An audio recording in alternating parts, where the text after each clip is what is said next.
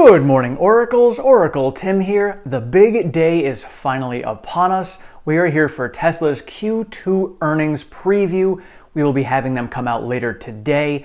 I will be doing a live stream. Normally the earnings come out around 4:10 p.m. Eastern time.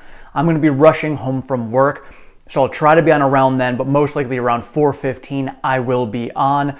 I know there's a lot of live streams out there to cover all of this, so I appreciate any of you who are able to jump on and choose mine to jump on. This is the first time I'm going to be doing a live stream for it, so it's going to be a lot of fun and learning experience for me as well.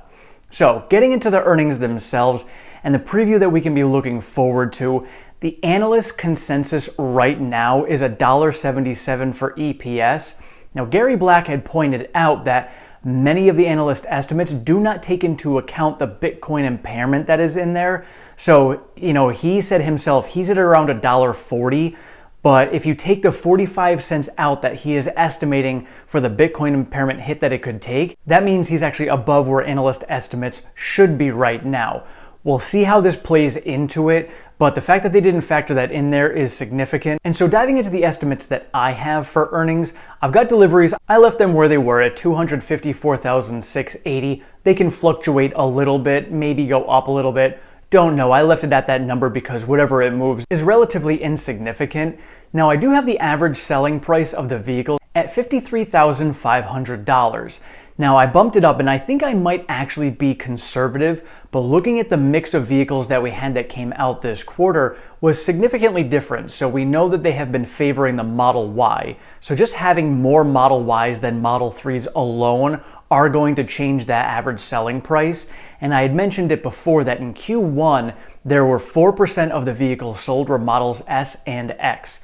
In Q2, it was 6.5%. So that 2.5%, even though it is a small amount of vehicles that were out there, that is still a significantly higher price. Most of them are almost double the price of what we see the Model 3 and Model Y sell for. So because of that, that could change it significantly. So with that put all together, that could bump it up significantly. So for total revenue, I have it coming in at just under $16 billion. And now I do have vehicle margins coming in at just over 30%. I have them at 30.2%. Now here's my thoughts on the vehicle margins, and I was thinking about this. When it comes down to Elon's last tranche that he has for his compensation package, he needs to hit gross vehicle margins of 30% for 4 quarters in a row. He has done it for 3. This would need to be the 4th. Now clearly this would be the most challenging quarter that he would have to do it in to get his 4th. I don't think Elon is driving the business strictly to hit these tranches, but at the same time, thinking about how he has sold off some stock earlier this year, now he sold it to buy Twitter. Okay, but the shares that he sold, we believe that the shares that he sold were from a higher price. So he actually took a loss on all of the shares that he sold. Now, if he ends up hitting this last tranche, he would then have all of these options to exercise, and in doing so, he gets them at $70 per share. And we would run into a similar situation that we had last year when Elon had to sell off his shares just to pay for the taxes. Well, this time around, it would be significantly less because it's only one tranche, but he has already taken the loss on the other shares that he had sold. So that might actually offset the gains that he would be getting from exercising these options. So maybe he was thinking ahead. I don't know. This is just me speculating, but maybe he was thinking ahead, assuming he was going to be hitting this last tranche. He's already got those in there. Now he's not going to have to sell any shares later this year to compensate for those taxes. We'll see how that plays out. That's just my speculation. But I think that they're going to definitely be hitting that 30% margin for that 4th quarter in a row so that Elon can hit that last tranche. Now coming to gross profit, I have them at about $4.3 billion in gross profit coming in. And then for me, I'm factoring in about $550 million for Bitcoin impairment. I've heard ranges anywhere from about 450 up to 600 million. I've got them at 550 million. I wanted to go on the higher side just to kind of give that little extra buffer. And then it almost offsets with the EV tax credits. I've got 350 million for EV tax credits.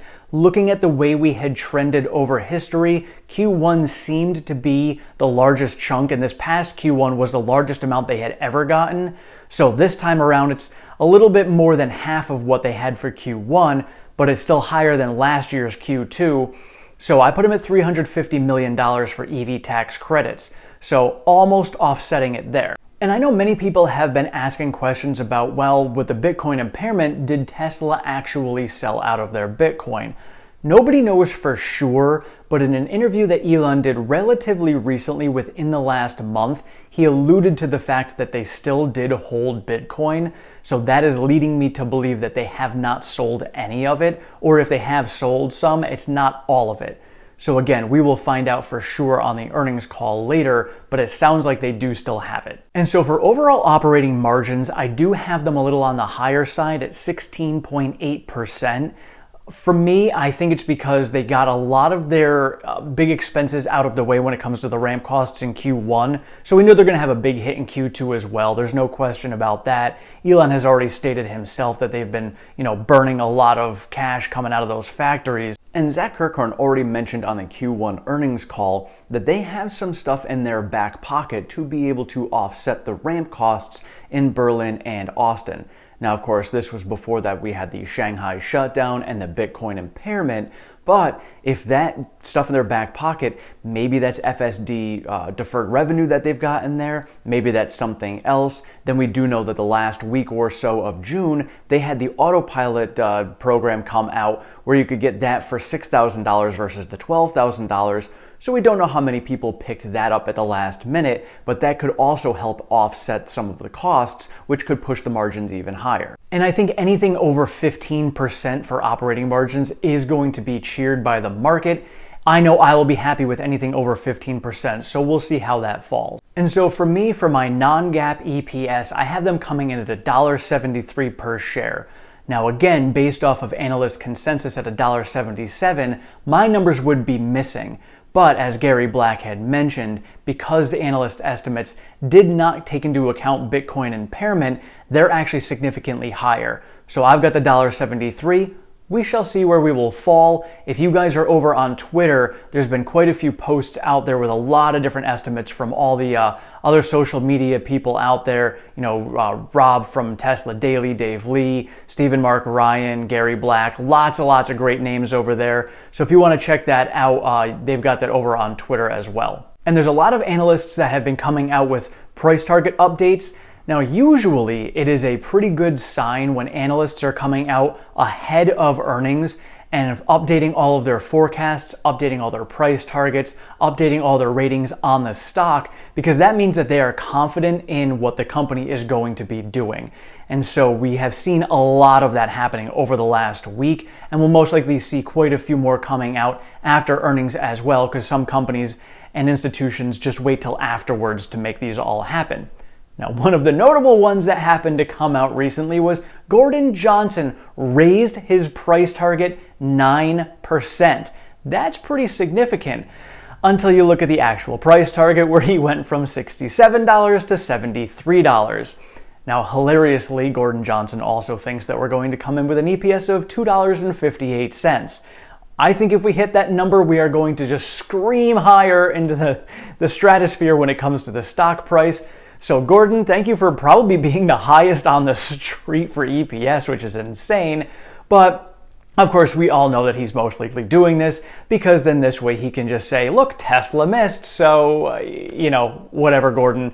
You raised your price target 9%. That was awesome, which is more than anybody else has raised it over the last couple of weeks. So if anybody is curious as to what I think the stock is going to do after we get our earnings coming in, flip a coin. Because honestly, when it comes down to it, trying to predict these things is impossible. We have all seen it in the past that Tesla has smashed earnings and it sold off. Tesla usually, historically, actually sells off after most earnings because they have, maybe it's because it's been running up into earnings and historically because they beat estimates by so much that the stock runs into earnings assuming they are going to do that. And it's like a buy the rumor, sell the news type situation.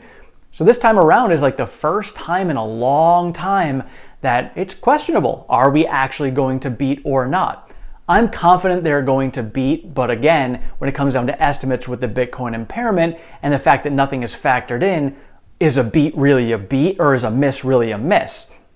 So it's going to be very difficult to actually judge that, so I have no idea what the stock is going to do afterwards. We saw yesterday that Netflix came out with theirs. They actually beat estimates. They gave good guidance for the future when it comes to subscriber growth, and the stock was up as much as 14%. So that's still a significant swing, when it comes to, large companies like Netflix. So that's kind of where my thoughts are right now when it comes to this entire earnings season, and especially when it comes down to Tesla. Because when you're looking at it, it's going to come down to, all right, how did you do this quarter? We know that we're expecting bad numbers, or at least comparatively to Q1. So are you going to be beating these earnings and beating the expectations? And what is your guidance? I think guidance is the biggest piece of all of this. So if Tesla reiterates 50% year-over-year growth, that's going to be significant, because right now, some people are questioning whether that's actually going to happen or not. In order to get that, they have to be over 1.4 million vehicles sold for the year. That means they need 839,000 vehicles more to be able to make that happen. 839,000 vehicles is 100,000 less than they did all of last year. So they definitely need to see some significant growth coming out of Berlin and Austin, and Shanghai also increasing its ramp, coming through all of these upgrades that they are doing over there. So this is going to be a big second half, and if Tesla can reiterate, yes, we are confident that this is going to happen, even if they give us a couple of insights as to what might be going on for the rest of the year when it comes to production, maybe some production ramp paces that we're expecting. Elon previously had stated that they're expecting that Berlin is going to be getting to 5,000 to 10,000 vehicles per week by the end of the year. So if they can reiterate that, that's going to be huge. We don't know if Elon's going to be on the call or not. I have not seen him confirm it, but I have seen some people asking him. We did see that he has confirmed that he is back in the factory. As of, I think it was yesterday, he had confirmed that he was back. So he's back in the factory, so that would lead me to believe that he will probably be on the earnings call. For the Q1 earnings call, we weren't sure if he was going to be on there or not, because previously he had stated that he's only going to be on the earnings calls if there's something big and exciting to talk about.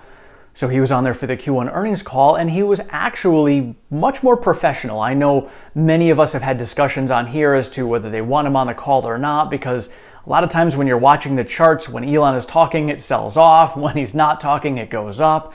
And last time around, I think he presented himself in a very professional manner that a lot of institutions and people on Wall Street liked to see. So maybe we'll get that same Elon this time around. We shall find out. And then, of course, in 2 weeks, we have the annual shareholder meeting, where I'm sure Elon's going to be a lot more Elon at that. So he may be professional again this time. Again, we will find out later today. So there you have it. There's my estimates. We will see how close I come to all of these numbers. And if you guys do any of numbers on your own and you want to share them, please do so in the comments. Let me know where you guys are at. And when I do the live stream later today, I'll have them all written down, and we can kind of compare notes and numbers and, see how close we all were. Now, of course, what our numbers mean actually is nothing, but, it's good to practice this and figure out, just seeing how the company is trading. If you're an investor in the company, it's never a bad thing to try and come up with these numbers, see how close you can get, because it helps gauge your own ability to invest.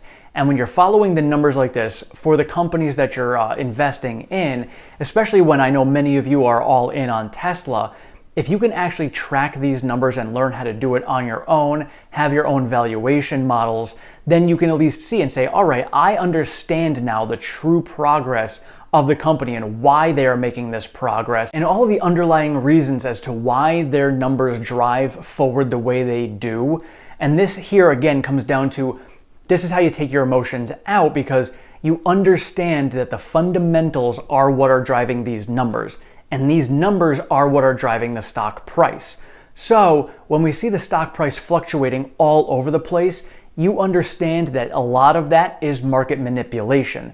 But when you look at the average and the baseline for all of these swings, then that's where the fundamentals come into play, because usually the average is where the fundamentals lie. So if you understand the fundamentals by doing a valuation model on your own, then you understand where the stock price should be in your own eyes.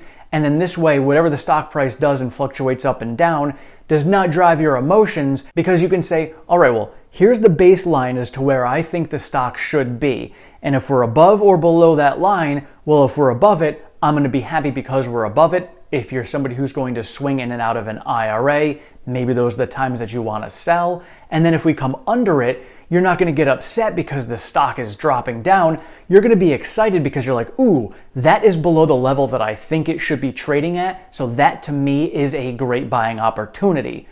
That is how I take my emotions out of it. So that to me is one of the reasons I put the valuation model together, because now I genuinely understand the fundamentals of the company, and now I'm confident and have higher conviction for the future. So again, let me know if you guys have valuation models. What are the numbers that you are predicting for today? And let me know if you'd like to be joining later on today at the live stream. Again, I'm going to try to be on by 4:15 at the latest. I don't know if I'm going to do one full live stream between that and then going all the way through the earnings call. I may do one for just the earnings report when it comes out, then probably grab myself some dinner, and then do the live stream for the earnings call when that comes out later in the evening. So otherwise, thank you all so much for being here. I appreciate all your support and feedback. If you have not subscribed, please do so down below. Sign yourself up for notifications. I am over on Twitter at OracleTim1. I share all the latest Tesla news, pertinent stock market information, and all of my daily trades. We do have a Discord chat. That link is down in the description. And if you'd like to support the channel any further, I do have a Patreon. That link is also in the description. Thank you so much. Have a great one.